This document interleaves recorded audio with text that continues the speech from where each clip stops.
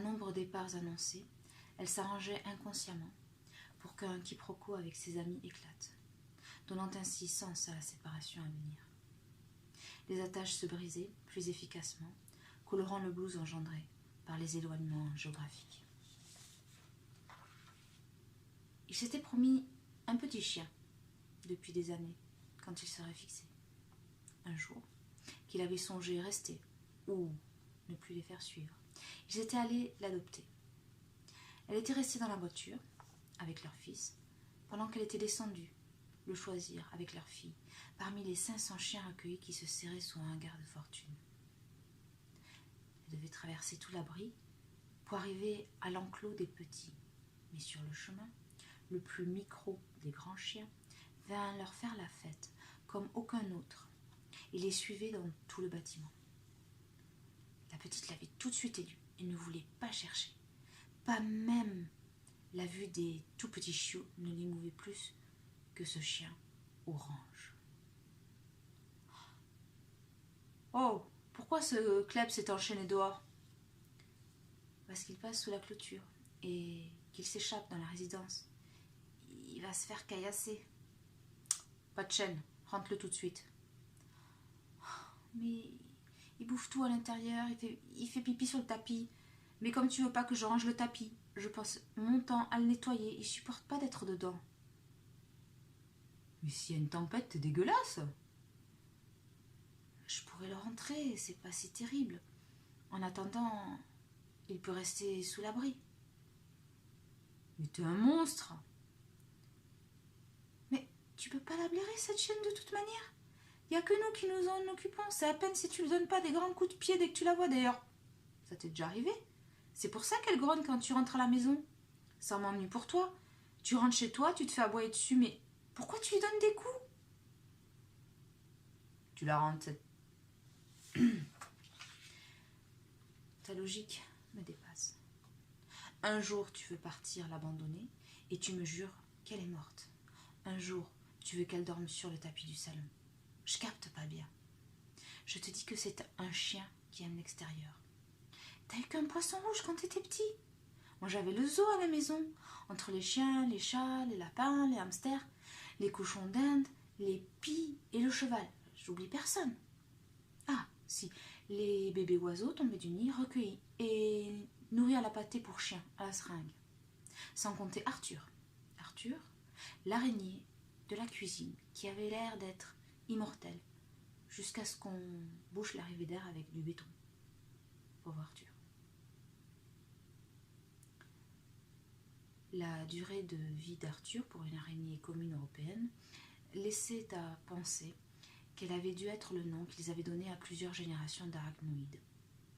Était-elle restée enfermée dans le mur, ou un sage déménagement lui avait-il arraché son nom? La chienne, je te dis que je sais ce qui est bien pour elle. La chienne, tu la rentres. Discute pas. Ok, on verra plus tard. Je la rentrerai quand on aura fini de parler. J'ai replacé des lattes sur les escaliers. Elle n'arrête pas de se détacher. J'ai failli y tomber. Et les enfants aussi. Moi, je me suis cassé la gueule. Arrache-les et prends la clé. Quoi? La clé, Fort Boyard, les inconnus. Quoi? Le sketch sur Fort Boyard, tu connais pas tes classiques? Ouais, je sais plus. Tu m'arraches les lattes et tu me trouves la clé. Non, je déconne. Mais on regarde le sketch tout à l'heure. Tu verras le problème de colle. J'ai acheté un stock de silicone. Un stock de quoi? Mais t'es bête! Tu m'arraches tout ça et tu laisses comme c'est, tout en plan, décollé. Je t'interdis de réparer, tu m'entends? Je veux voir tout arracher. Entrepose tout sous l'escalier. Au moins, on ne tombera pas. On va se casser d'ici. C'est moyen comique. J'ai aussi contacté une équipe pour qu'ils refassent tout, parce que je savais que tu ne voulais pas que j'y touche. Ils sont pros. Ah, surtout pas! Pour résoudre le problème, faut tout arracher et rien recoller. Et si c'est mal fait, on va se péter la gueule. On contactera l'équipe qu'il faudra quand on partira. En attendant, ça fait maison qui tombe en ruine. En arrivant, tu avais promis aux enfants qu'on repeindrait leur chambre comme ils voudraient. Et on s'en fout. Mais on s'en fout pas. On tient jamais les promesses, même les plus simples. Le temps passe. On reste pas là.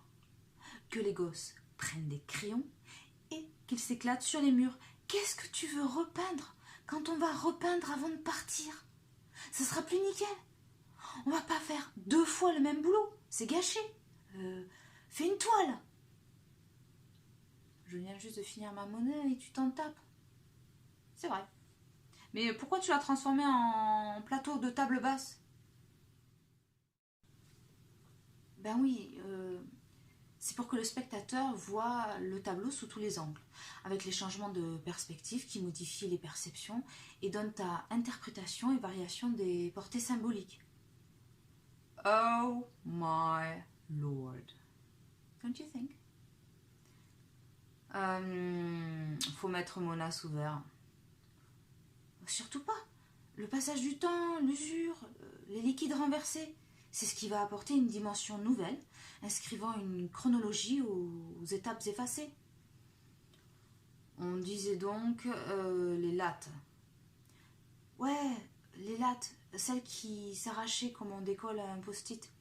Je les ai posées sous la table. Il faudrait contacter la proprio pour lui demander qu'elle confirme qu'elle est OK pour rembourser les frais pour l'équipe dont je t'ai parlé ou celle de ton choix. C'est dans le contrat, ce genre d'entretien. C'est pas normal que ça se décolle comme ça. Mais c'est un défaut commun à toutes les maisons de la résidence. Les voisins ont le même problème de colle. Ça dégringole de partout.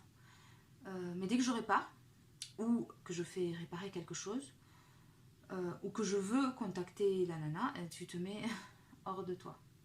Ça fait plus de 2 ans, ça fait des mois que tu dis qu'on va partir et des mois que tout s'effondre. On n'a plus de plan pour l'avenir. T'as des idées floues et contradictoires. Je peux rien dire. Comment veux-tu qu'on avance comme ça? Là, on squatte, on sait pas pour combien de temps. Donne-moi son email que je la contacte. Je te l'interdis. Mais pourquoi? C'est pas logique. Tu te tapes ou quoi? Mais tu délires total. Mais elle est au Canada. C'est pas la peine de la faire comme ça. Elle nous rendra la caution sans chipoter, voilà. Mais pourquoi on n'aurait pas la caution même sans réparer ce qu'elle doit réparer? C'est pas logique. Et sinon, je peux tout faire toute seule. Maintenant, la peinture, les lattes, les bambous à l'entrée qui se détachent, le vernis de la porte, tout. Mais tu te rends compte du temps perdu? Mais je t'interdis formellement de toucher à quoi que ce soit. Perds pas ton temps. Si tu recolles mal les lattes, on se fout en l'air dans les escaliers. Mais moi, je bossais sur les chantiers avec mon père. Je sais le faire. J'ai commencé, mais tu me hurles dessus dès que je fais le moindre truc. Oh, mais je t'embête pas quand tu fais un truc.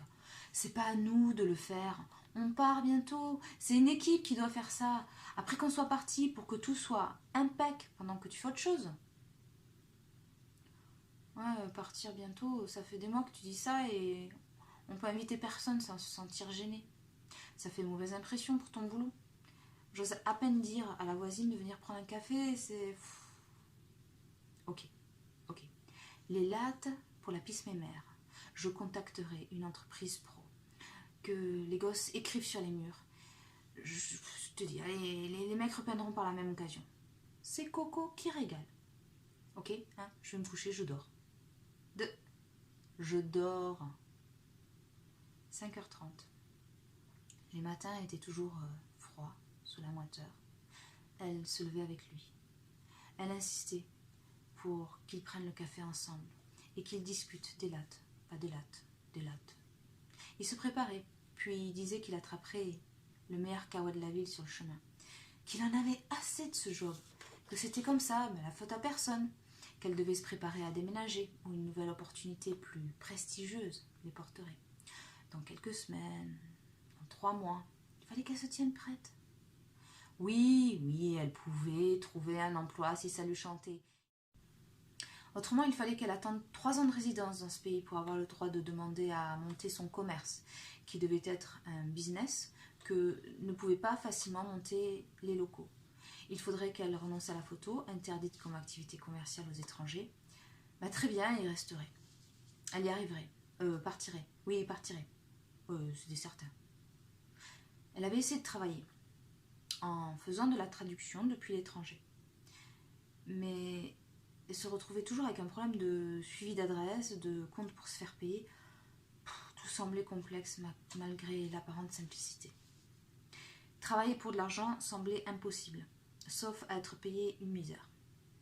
Sur place, il faudrait aussi qu'elle oblige son employeur à justifier qu'il ne pouvait trouver de main-d'œuvre locale équivalente, qu'il fasse des demandes administratives, qu'il paye pour employer l'étrangère, qu'elle sort du territoire pour modifier son visa, que son boss s'occupe de ses papiers. Tout ça pour qu'elle soit prête à démissionner dès que monsieur le lui ordonnerait.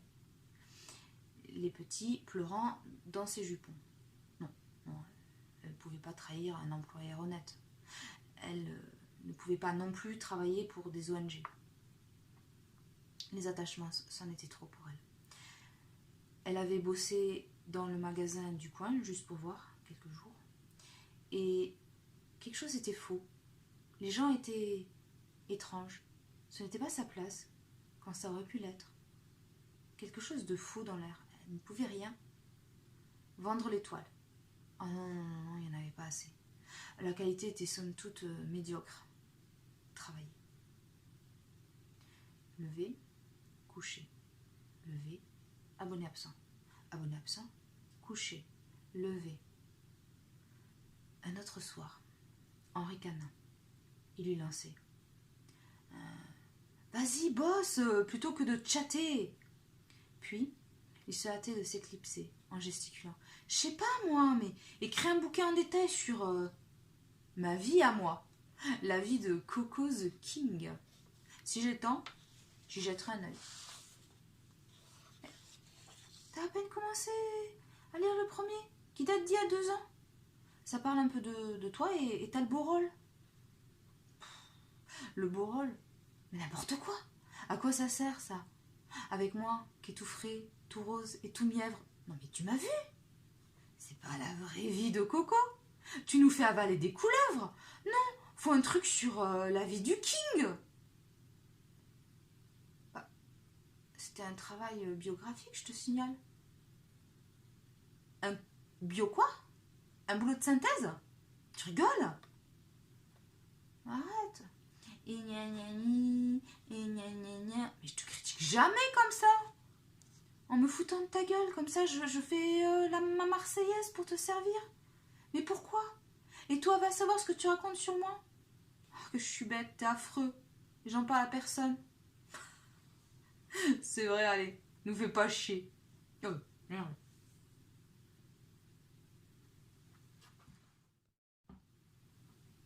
Je te critique jamais. En me foutant de ta gueule comme ça, je fais ma Marseillaise pour te servir. Mais pourquoi? Et toi, va savoir ce que tu racontes sur moi. Que je suis bête, t'es affreux, et j'en parle à personne. C'est vrai. Allez, nous fais pas... On m'a dit que je ressemblais au plus grand acteur de cinéma local. Enfin, local genre... Il est célèbre partout. T'es malade? Je sais pas comment prendre ça. T'as pas lu mon dernier livre, ni mes articles. C'est comme de l'arrogance décuplée. Couplée à, je sais pas, si tu te fous de ma gueule. Qu'est-ce qui te prend? C'est bizarre de dire ça, t'es quand même un bouffon. Ah, ta gueule, je trompe famulette. C'est quoi cette expression du pays des collerettes? Ah, c'est bien, tu ramènes un peu ta fraise. Mais j'en peux plus du secoueur de flèches, là, l'autre Shakespeare. Enfin, c'est trop tard, c'est mort, c'est pas grave. C'est ce que tu qualifierais de compliment? Changer de langage, cher ami. Il nous faut renouveler pas la littérature 21e, voyez-vous. Un truc qui embrasse tout. Un truc à prendre sur une île pour faire du petit feu de joie.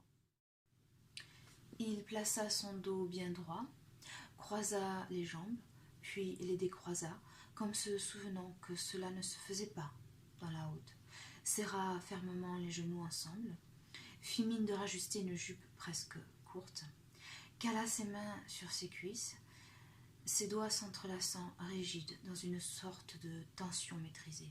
Ses lèvres étaient pincées. Il battait les cils. Mignonne ou est-ce moi? Insulte, compliment, pré-compliment? Je vous en prie. Il écarta les jambes, faisant remonter sa jupe imaginaire, qui ne cachait plus rien. Puis, il fit suivre une jambe devant l'autre dans la mesure qui distingue les gentlemen. Emprunta un faux air ténébreux, teinté de bine, puis fit mine de se défaire d'un chapeau, dont il épousseta la plume avant de le guider vers le sol, en décrivant la chute baroque d'une feuille d'automne. Vous êtes d'un autre monde, l'ami. Qu'aviez-vous bu ce soirieux? Ah ah! Nous y voilà! À défaut de bière, du bourbon? Non, à défaut de bourbon, de la bière! Ok, allez, c'est pas tout ça, certes, mais je dors. Elle plaça un morceau de papier plié dans la main et lui referma le poing.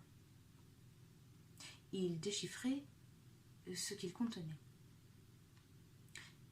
Il passa un temps certain. Plaît-il? L'hôtel? Rendez-vous, j'ai réservé. Serait-ce une farce? Aucunement. T'es folle? T'es ma femme? T'es malade? Plaça le papier, se leva, monta les escaliers pour gagner la chambre. Je dors. Trotteuse, trottaise, petite aiguille, grande aiguille, matin. Il dévalait les escaliers, rêvant au café qui l'attendait dehors. Il ignora la chambre des enfants, un étage plus bas. Elle le regardait disparaître, en hochant la tête. Après avoir pris soin des petits, qui, pour oublier que leur père ne les regardait plus, avaient fini par bouder les levées aux aurores, elle consacrait une demi-journée à l'étude. Non, elle n'écrirait pas de livre sur lui. Cadran, pendule, marron. Ils partageaient de moins en moins de moments ensemble, malgré la théâtralité étonnante de leurs échanges et le comique des conversations. Tout s'effritait pourtant. Tout annonçait l'effondrement du sol aux relations murs et plafonds.